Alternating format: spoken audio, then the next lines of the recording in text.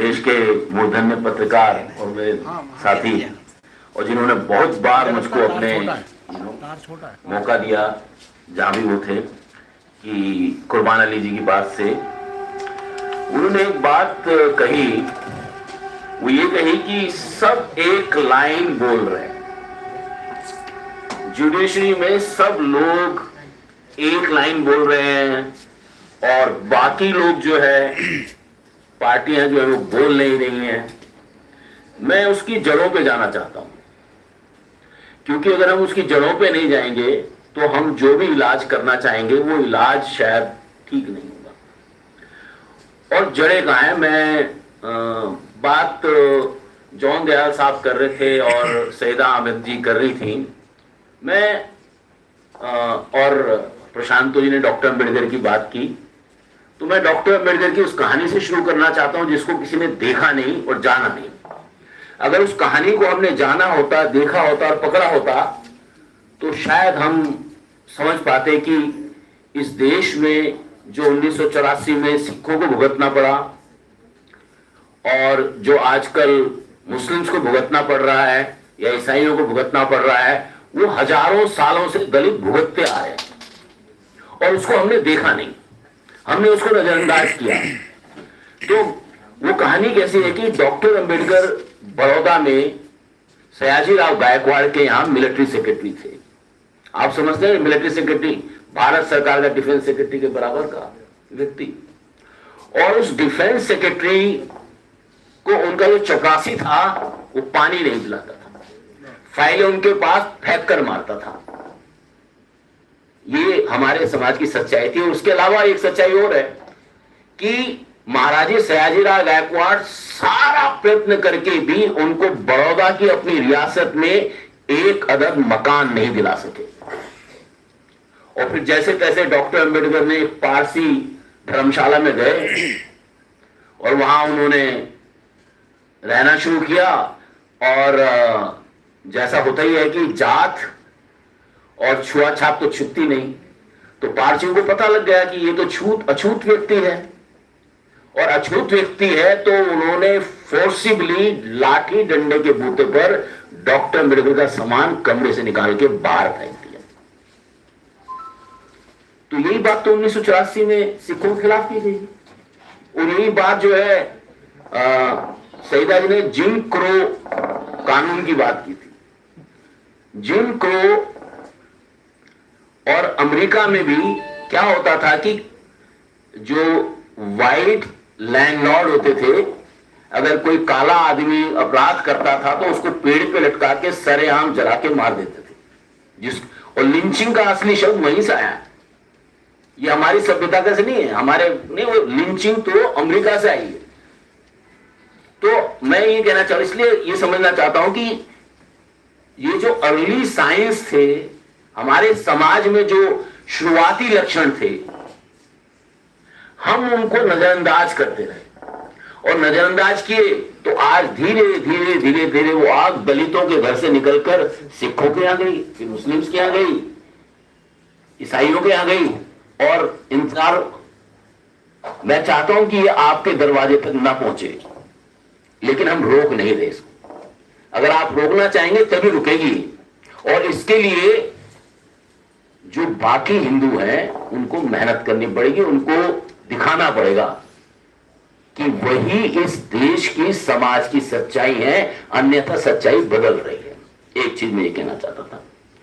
दूसरा, मैं समझता हूं कि जो हमारे देश में जो आजकल प्रचार का तंत्र है, सरकार, आज इंडियन एक्सप्रेस बहुत बड़ा आर्टिकल डेमोक्रेसी के बारे में है, राम माधव जी का, और उन्होंने कहा है कि हमारे यहां बहुत बढ़िया डेमोक्रेसी है।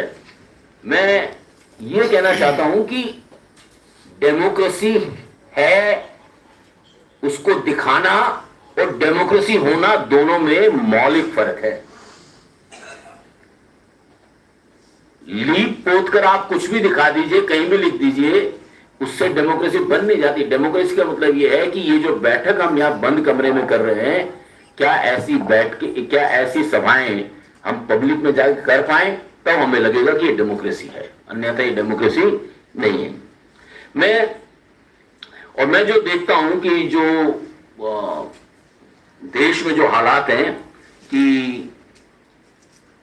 हम तो बहुत, मैं एक दलित व्यक्ति हूं और हम तो बहुत सदियों तक कैद रहे हैं, लेकिन मैं ये देख रहा हूं कि जो हिंदुओं ने हमको कैद किया वो आज खुद अपने घरों में धीरे धीरे कैद होते जा रहे हैं और ये उनको अंदाजा नहीं हो रहा है कि वो कैद हो रहे हैं और अपने ही घरों में कैद होकर वो अपने आप को पूरी दुनिया में अलग थलग कर रहे हैं।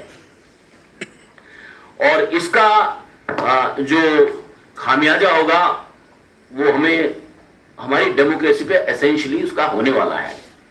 एक चीज और मैं जो बात हो रही थी, मैं नोट कर रहा था कि अपनी बात करने से पहले कि वो संजय जी बैठे हैं यहाँ पर, वो इंटरफेथ, वो लव आप क्या, वो लव कमांडोज वाले संजय सचदेव हैं और आंदोलन के साथी हैं बहुत पुराने।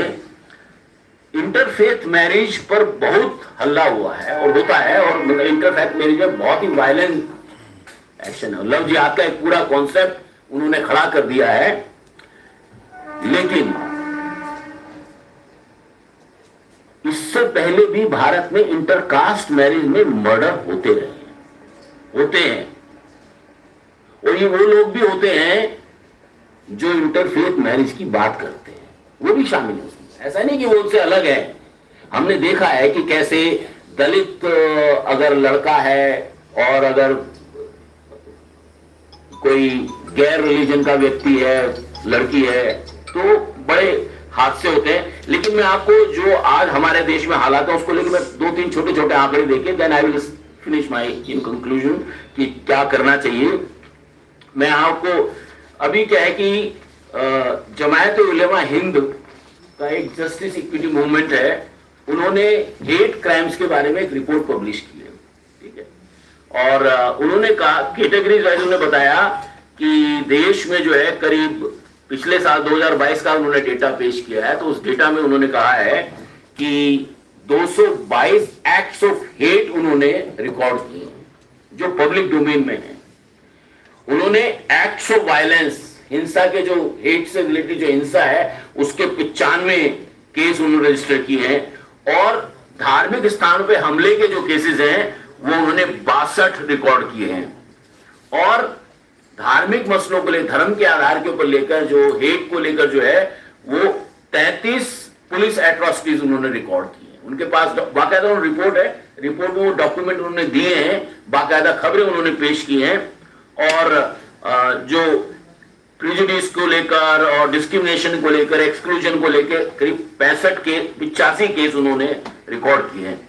उन्होंने ये भी देखा है कि स्टेट स्पॉन्सर्ड जो है डिस्क्रिमिनेटरी प्रैक्टिसेस के उन्होंने 8 केस रजिस्टर किए हैं और ऑनलाइन मीडिया मैनिपुलेशन, डिस्टॉर्शन को लेके उन्होंने 22 केस बताए। लेकिन मैं एक चीज और, प्रशांत तो बैठे हैं कि हमारे संविधान की शुरुआत से ये पूरी कोशिश रही, डेमोक्रेसी की ये पूरी कोशिश रही कि एक्सक्लूजन को हम ऑफिशियल फिलॉसफी से हटा दें। और भारत के संविधान का ये सबसे बड़ा कदम था कि exclusion will not be tolerated in law और इन द कॉन्स्टिट्यूशन। लेकिन किसी की गाड़ी नंबर 178 खड़ी है, वो शायद रास्ता ऑब्स्ट्रक्ट कर रही है, तो मैसेज आया नीचे से 178 कार नंबर किसी की हो तो जरा उसे आगे पीछे कर ले। लेकिन हमें ये जानकर बड़ा आश्चर्य होगा आप सब लोगों को कि संविधान ने जिस एक्सक्लूजन को मिटा दिया था और इंक्लूजन की पॉलिसी अडॉप्ट की थी, पता नहीं क्या वजह है कि मौजूदा सरकार, मौजूदा पार्लियामेंट ने एक्सक्लूजन की पॉलिसी को एक कानून का रूप दे दिया है और वो कानून है इकोनॉमिकली वीकर सेक्शंस। तो ये हमारे देश की डेमोक्रेसी के लिए बहुत ही खतरनाक निशान। अब और पॉलिटिकल पार्टियां मेरी तो कुर्बान जी थोड़ी अलग थ्योरी। मेरा मानना यह है कि पॉलिटिकल पार्टी भी उसी तरीके के लोग चलाते हैं जिस तरीके के लोग आज सत्ता में हैं, तो इसलिए उनके लिए इन सब चीज, क्योंकि आइडियोलॉजिकली थियोलॉजिकली वो उसी बैंड वैगन के हिस्सा है जिस बैंड वैगन ने हमारे देश को एक्सक्लूजन के गहरे गड्ढे में डाल दिया है। तो इसलिए मेरा समझ ऐसा है कि जब हम और इसलिए हमारे देश में जो डेमोक्रेसी है वो आज एक बहुत बड़ा चैलेंज बनी हुई है। अब सवाल यह है कि हम या तो अकेले अकेले लड़ें, या हम लोग सम्मिलित तौर पर अपनी डेमोक्रेसी की आवाज को बुलंद करें। मेरा मानना यह है, मैं नहीं समझता कि इस देश के लोग इतने कमजोर हैं कि वो डेमोक्रेसी के ऊपर होने वाले इस हमले को बर्दाश्त, उसको जानते नहीं है, इसको पहचानते नहीं है। लेकिन हमें यह भी समझना है कि पॉलिटिकल, हमारे देश का जो राजनीतिक नेतृत्व है वो जो डेमोक्रेसी को चैलेंज मिल रहा है, डेमोक्रेसी जो थ्रेट हो रहा है, उस थ्रेट को हमारे राजनीतिक पार्टियां एड्रेस नहीं कर रही। और इसकी जिम्मेदारी जो सैकड़ों की संख्या में हमारी पॉलिटिकल पार्टीज हैं, क्योंकि असल में तो चुनाव की राजनीति वही करते हैं, तो उनको ये चैलेंज लेना पड़ेगा। अगर वो चैलेंज नहीं लेते हैं तो हमको ये मानना चाहिए कि ये पॉलिटिकल सिस्टम मौलिक तौर पर डेमोक्रेसी के खिलाफ है। पॉलिटिकल पार्टीज को हमें ये कहना पड़ेगा कि अगर आप ये जो डर का माहौल है, ये जो लोग असुरक्षा का माहौल है, जहां लोग परेशान हैं, जहां लोग अपने अधिकारों को एक्सरसाइज नहीं कर पा रहे हैं, तो ऐसी स्थिति में हमें समझना है कि पॉलिटिकल पार्टीज को अकाउंटेबल ठहराना बहुत जरूरी है। और उस पॉलिटिकल पार्टी को अकाउंटेबल केवल और केवल मेरा मानना है कि इस देश के लोग ठहरा सकते हैं। चुनाव से पॉलिटिकल पार्टी को आप अकाउंटेबल नहीं ठहरा सकते। पॉलिटिकल पार्टी को अकाउंटेबल ठहराने के लिए आपको एक पूरी सोशो पॉलिटिकल प्रोसेस समाज में होनी चाहिए। हम केवल 5 साल में चुनाव वोट डालकर खामोश नहीं रह सकते। मुझे लगता है कि हमको इस देश में अब एक्टिव सिटीजन्स का कॉन्सेप्ट को नर्चर करना चाहिए और हर व्यक्ति अपने आप को ये माने कि उसको एक एक्टिव सिटीजन रहेगा, तभी वो अपने राइट्स और हक हकूकों को वो कर पाएगा।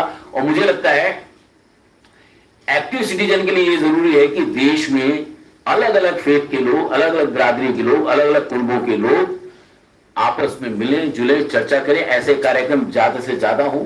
और मैं पीयूष सिंह को इस बात के लिए धन्यवाद देना चाहता हूं, उन्होंने शुरुआत कर दी है। पर मैं समझता हूं इस कमरे में जितने भी लोग बैठे हैं, सब लोग किसी ना किसी तंजीम से जुड़े हैं। अगर ये 70-80 लोग जो यहाँ बैठे हैं, अगर ये 70-80 तंजीमों के लोग अगर 70-80 जगह ऐसे कार्यक्रम कर लेंगे, तो मुझे लगता है फिर वो 7,000 भी हो जाएंगे और 7 लाख भी हो जाएंगे। और मुझे लगता है कि एक्टिव सिटीजन बनाने में हमको सहायता मिलेगी। धन्यवाद।